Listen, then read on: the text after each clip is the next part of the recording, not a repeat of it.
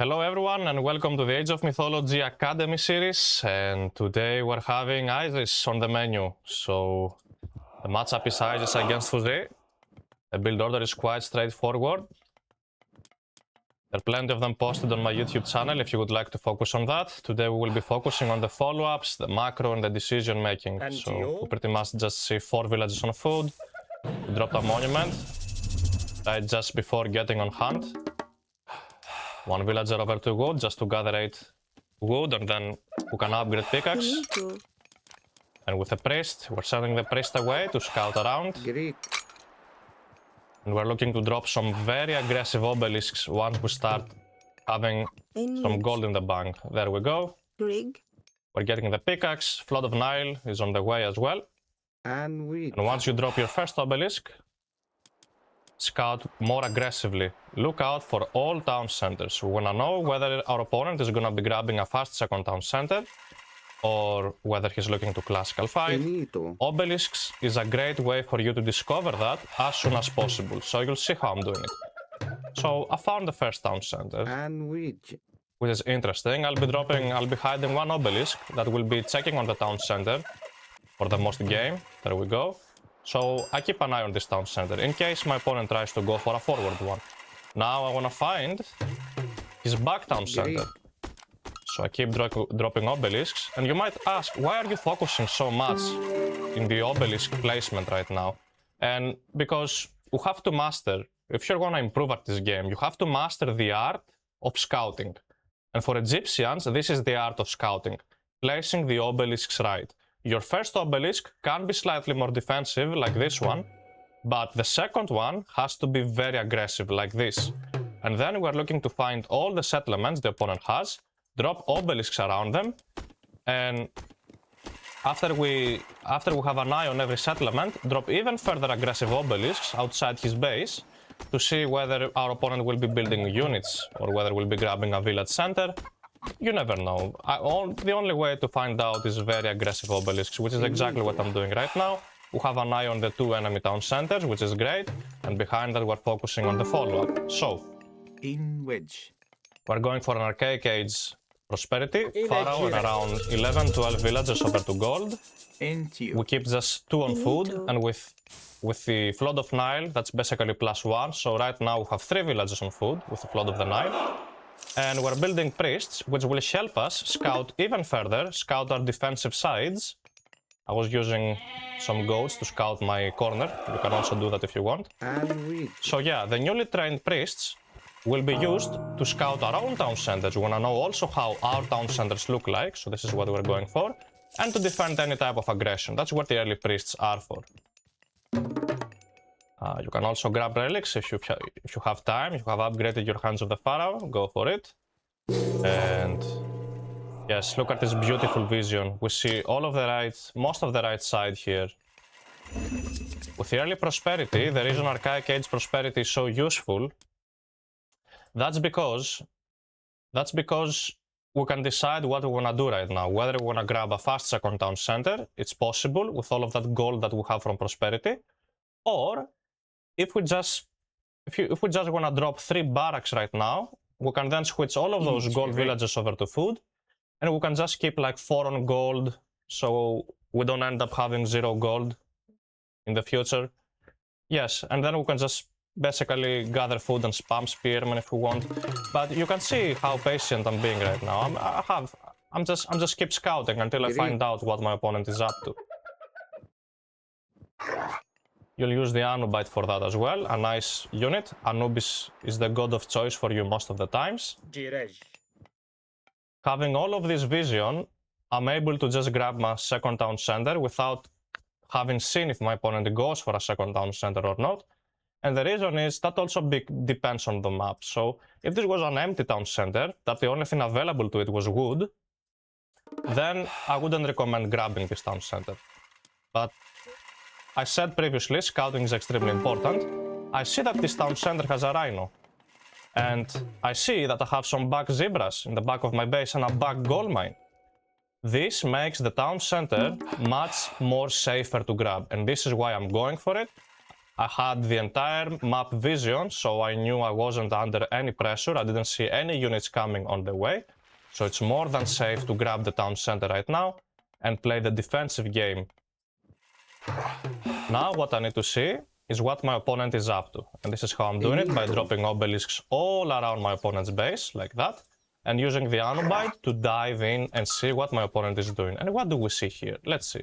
A village center.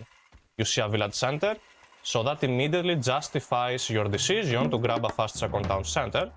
And you can now focus on multiple other factors. If you can trade with the Anubite, that's extremely nice. Behind that, the follow-up is to drop a few barracks, 2 or 3 military barracks. You can start with one, and we can train some spearmen, which we can use to raid around.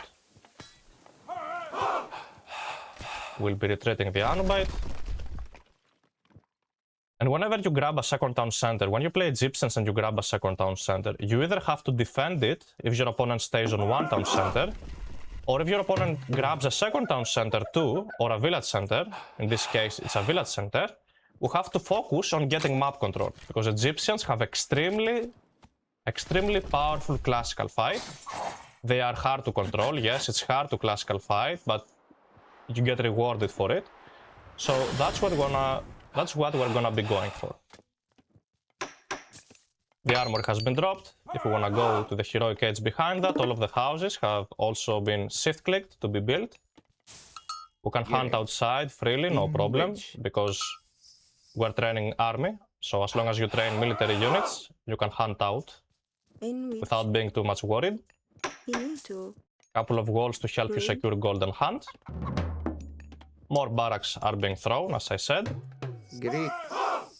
And our goal is to scout. You see, even though my opponent destroyed the obelisk in this location, I'm just sending an extra priest to keep spamming them out.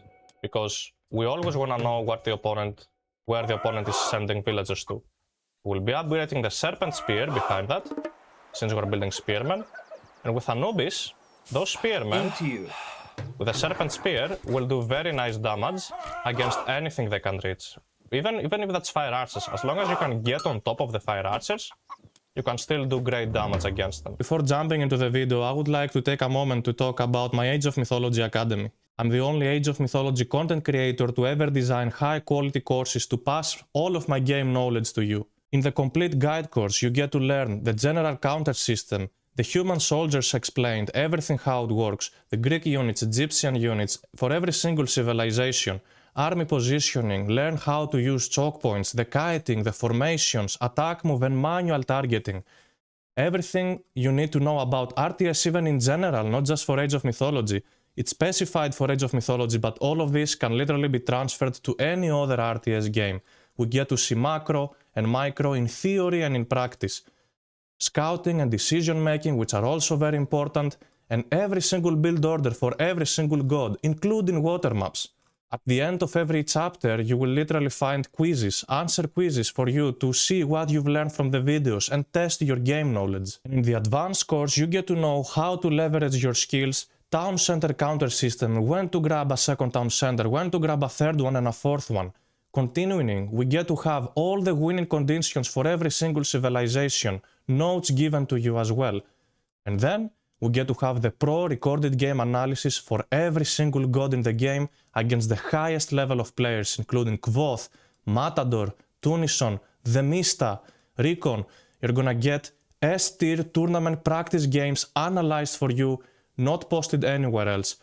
And of course, you get to have test quizzes at the end of every chapter to see what you've learned from those videos. You get to know from me how you can utilize every single god bonuses for you to basically not miss on anything. And at the very end of the course, we get to have a bonus chapter, tournament preparation.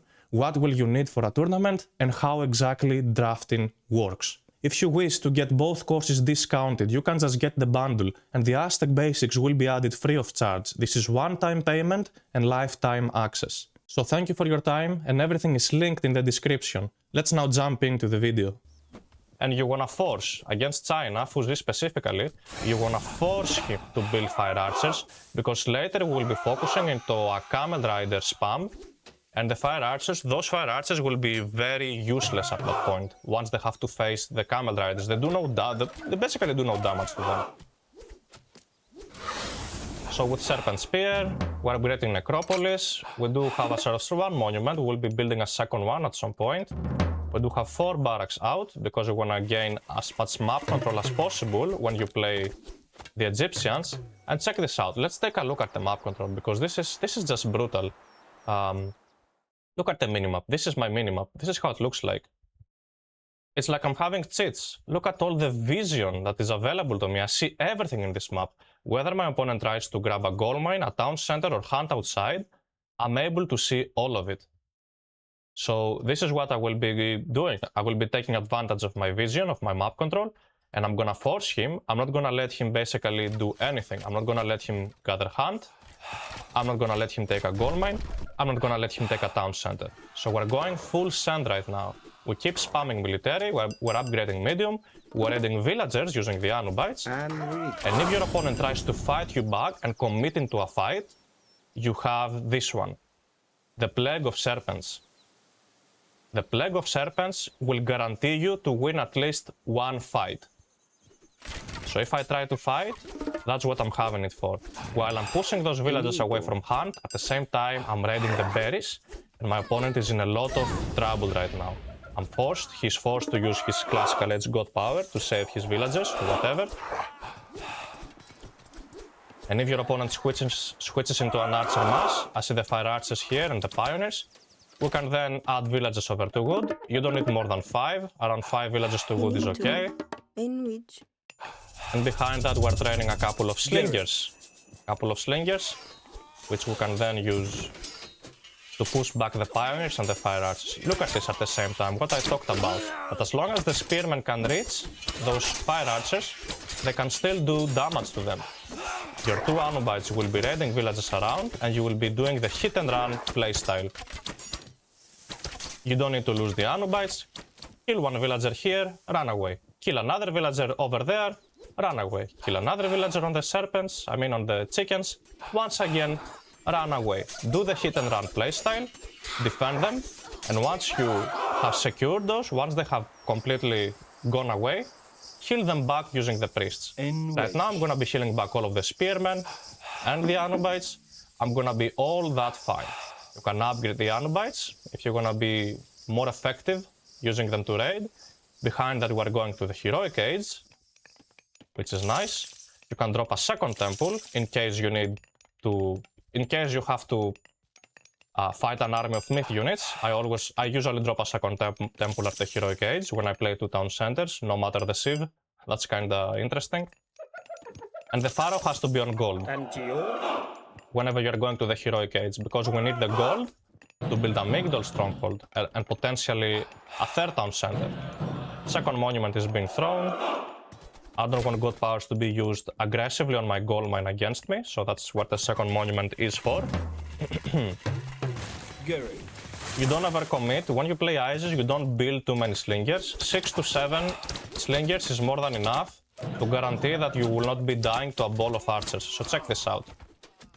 You see, literally 6-7 slingers were more than enough to push back around 12 fire archers that were supposedly built to push back my spearmen, and can no longer work. So, I'll be using the Anubites to see if I can raid a unit. I will be running away. My opponent, of course, wants to secure a gold mine when he gets to the Heroic Age, same way as we do. And the stronghold will be dropped in the middle. ISIS has one of the best timing attacks. ISIS and Set have one of the best Heroic Age timing attacks. And that's Heroic Age. That's Heroic Age around 11 to 12 minutes into the game. So, because that's when basically the prosperity has already kicked in, and the empowerment economy has already kicked in, and at the same time, the map control we have secured since the classical age economy has been kicked in. Because you have such more higher gather rates when you're hunting, while your opponent is busy gathering chickens and berries, which have much more lower gather rate.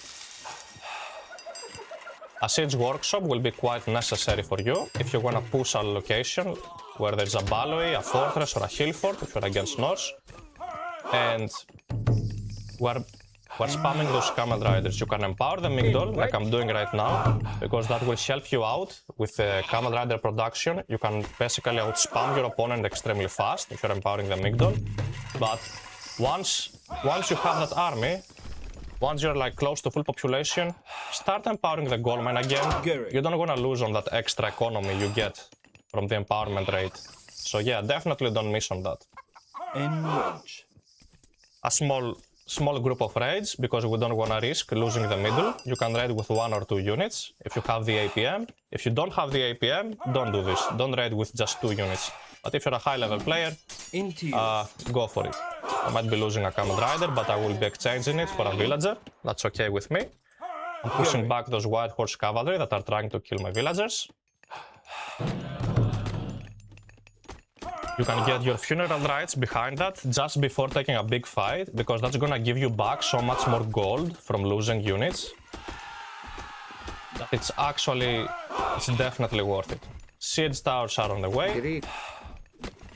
How many slingers? 10 slingers for us. Since we are building Command Riders, we no longer need any slingers, so it's gonna be Command Riders and Spearmen. One of the best army composition for a newbie sizes.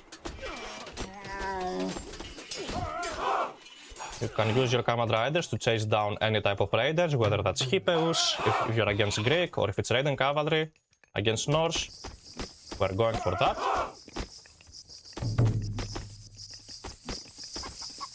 And when you are close to get to full population, feel free to grab your 3rd town center. It's very safe. The safest time to grab a 3rd town center is when you're at full population with 2 town centers, because you have more than enough army to defend it if it gets attacked. You can see the obelisks are still thrown around, they're still alive pretty much. And the only location I have to worry about is the middle. This is the only location I need to be pushing. And guess when I'll be doing that? At full population. Because ISIS basically has this bonus, if we take a look, where town centers support +5 population each. That means, at full population, I will have more army than he does. Because he has less maximum pop. So that's why we're taking advantage of that. We will now be attacking, and if your opponent is not committing into any type of myth units, if your opponent is not building myth units, you don't need too many priests, because some people make overtrained priests. So if you are not dealing with any myth units, build just around 6-7 priests, and you will not have to worry about any type of free myth units that are being built. Now, if you're heavily fighting against any type of myth units, for example, if you're playing against Senong and you have to worry about Fey Beasts, you need at least 10, 12 priests, a crazy number. So at that point, you'll have to keep training priests. That's what the second temple was about, was preemptively, in case my opponent tried to overtrain myth units. But yeah, 6 priests, it's enough. They will heal your army, they will kill the free myth units, and it's a safe unit overall. It does low DPS, but it's not too expensive. It's in the backline, so it's harder to kill. It's a ranged unit, it can heal behind, it can also heal your siege towers. That's quite powerful. And yes, at full pop, you're going full send, and you're casting your ancestors to help the push going. So if you play this correctly, if you just follow the steps the way I explained, there is no way you will ever lose this matchup. I believe this is an ISIS favored matchup, and I think you can play like that against most gods as ISIS. So that's the best part of this. This strategy here works against most of the gods in Age of Mythology. So yeah, the gold star is possible at 3 town centers and full population. You have strong god powers, strong units, and this is pretty much how ISIS works. So yes, if you would like to support this Academy series, feel free to subscribe, leave a like, enroll one of my courses on my website, and I will see you in the very next video.